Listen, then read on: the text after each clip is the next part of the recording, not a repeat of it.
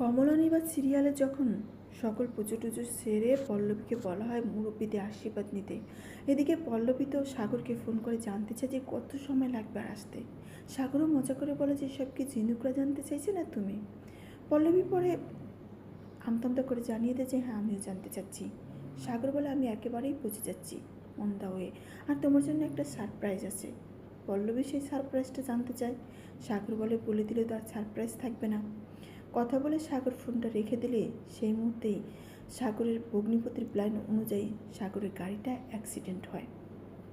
পল্লবীর কি এটাই সারপ্রাইজ ছিল যে তার বিয়ের আসরে তাকে শুনতে হয় যে তার বর গাড়ি অ্যাক্সিডেন্ট করেছে। এটা শুনে পল্লবী সহ তার গোটা পরিবার কান্নায় ভেঙে পড়ে, আর সেখানে দৌড়ে যায় আবার নাটক করে সাগরের ভগ্নিপতি।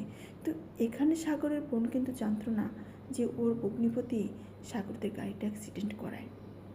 সাগরদের নিয়ে যাওয়া হয় যে হসপিটালে, সেখানে ছুটে যায় পল্লবীর বাবা মা, এবং কি সাগরদের খোঁজ করে পল্লবী। তখন ডাক্তার দেখিয়ে দেয় যে ওই দিকটাই আছে।